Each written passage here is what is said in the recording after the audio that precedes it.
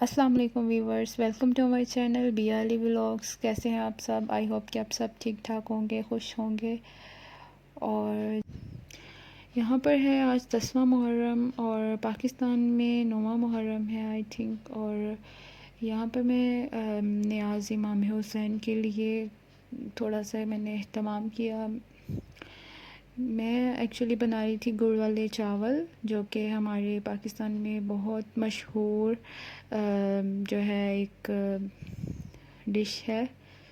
सो यहाँ पर तो इतने लोग आई थिंक सो कि नहीं इस चीज़ को मानते हैं, बट हमारे पाकिस्तान में तो नियाज़ इमाम हुसैन के लिए बहुत एहतमाम किया जाता है।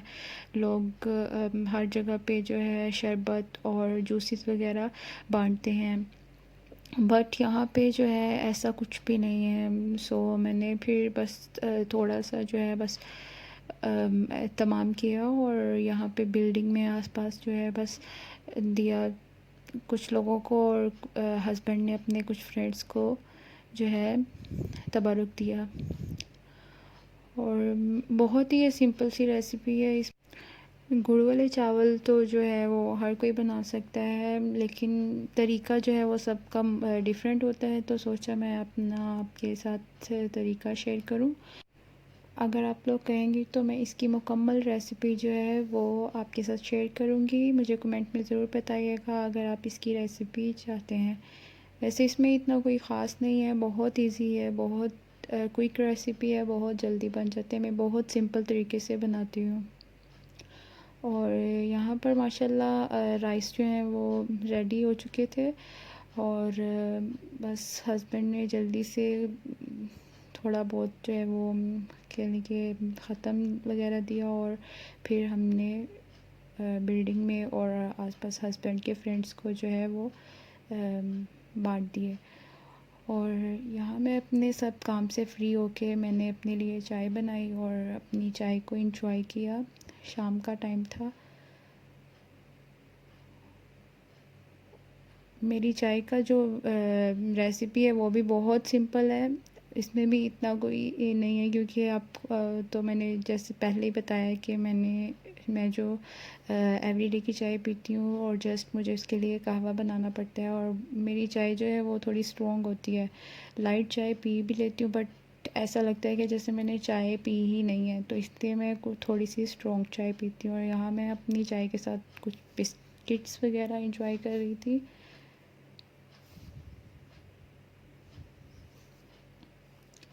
टक बिस्किट जो है जब मैंने इसका पैकेट खोला और मैंने देखे, काफ़ी अरसे बाद मैंने ये ख़रीदे। जब हम बचपन में छोटे होते थे तो खाया करते थे, बहुत थिक इसकी जो एक होती थी कुकी। बट अभी इसकी इतना थिन कर दिया हुआ इसको, जैसे कागज़ की तरह पकड़ो तो ऐसे ही टूट जाता है।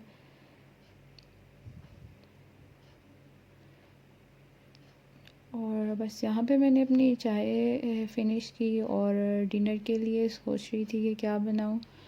तो मेरे बेटे ने कहा कि आज मैक्रोनीस खाएगा वो, तो मैंने मैक्रोनीस बनाई।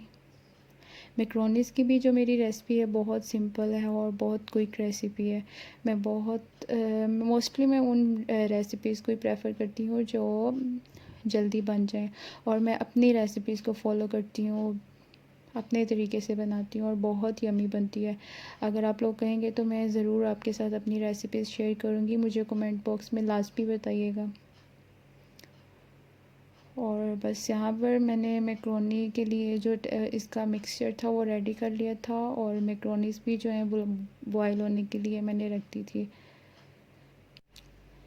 मैक्रोनी के मिक्सचर में मैंने अभी जस्ट कैरेट और कैबेज ऐड की थी, और जब वो अच्छी तरह से पक गई थी तो तब मैंने कैप्सिकम इसमें डाली, क्योंकि कैप्सिकम को जो है इतना टाइम नहीं चाहिए होता पकने के लिए। इसको जस्ट हम जब डाल के मिक्स करते हैं तो ये पक जाती हैं।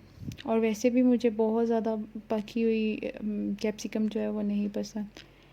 यहाँ पर मैं आपको ये बता रही हूँ कि मैक्रोनीज़ में अगर थोड़ा सा ऑयल और सॉल्ट ऐड कर दिया जाए तो मैक्रोनीज़ जो है वो आपस में एक दूसरे चिपकती नहीं है।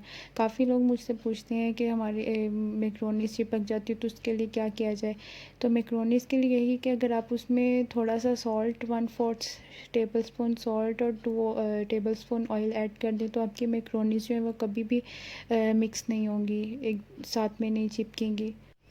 और यहाँ मैक्रोनी जो थी बस वो हो गई थी रेडी, और मैंने इस पे बस ऑलिव डाल के इसको 5 to 10 मिनट्स के लिए मैंने इसको सिमर कर दिया था, और हमने अपना डिनर खूब इंजॉय किया। अगर आपको मेरी गुड़ वाले चावल और मैक्रोनी की रेसिपी चाहिए तो मुझे आप कमेंट बॉक्स में ज़रूर बताइएगा, मैं आपके साथ इसकी कंप्लीट रेसिपी शेयर करूँगी। और बस ये था मेरा आज का एक छोटा सा व्लॉग जो मैंने आपके साथ शेयर किया, अपनी डेली रूटीन।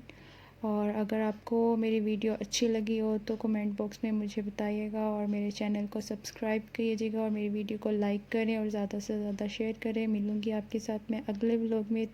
अपना ढेर सारा रखिएगा ख्याल। तब तक के लिए मुझे इजाज़त दीजिए। अल्लाह हाफिज़।